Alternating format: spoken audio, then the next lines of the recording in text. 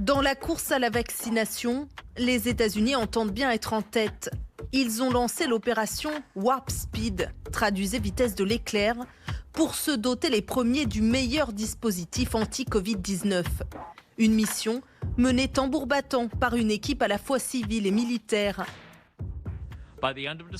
D'ici fin décembre, nous prévoyons d'avoir 40 millions de doses des 2 vaccins les plus avancés prêts à être distribués. Nous pourrons ainsi vacciner environ 20 millions des Américains les plus vulnérables.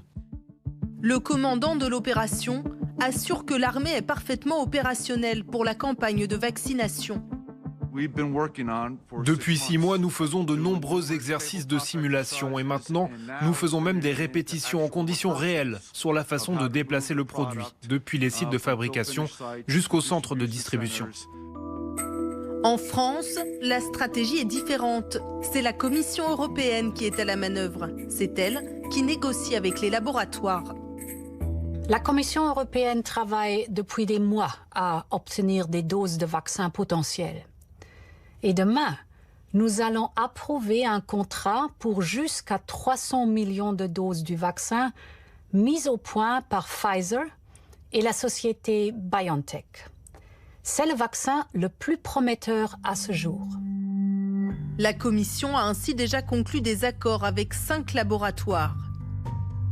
Dans la course au vaccin, l'UE et les États-Unis sont les 2 plus grands acheteurs du monde et la compétition est serrée. Sur le nombre de vaccins réservés, l'Union européenne est devant en termes de commandes fermes en bleu foncé sur ce graphique. En revanche, si on y ajoute en plus les options d'achat en bleu clair, les États-Unis prennent le large, avec au total 2,6 milliards de doses potentielles. Ces doses de vaccins seront distribuées au prorata de la population. D'après la ministre Agnès Pannier-Runacher, c'est environ 15% des doses du total qui reviendront à la France. Les vaccins sont donc réservés et déjà produits en masse. Alors qu'est-ce qui fera la différence? C'est tout simplement le feu vert des autorités médicales. Et là, ça ne dépend pas des États, mais des agences de médicaments. L'agence américaine prévoit une réunion le 10 décembre.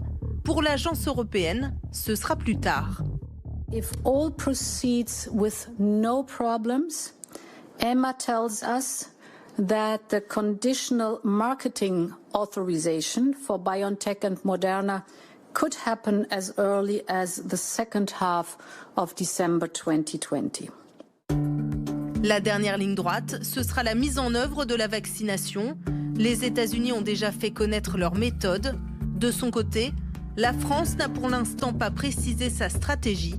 Qui sera vacciné en priorité et par qui ?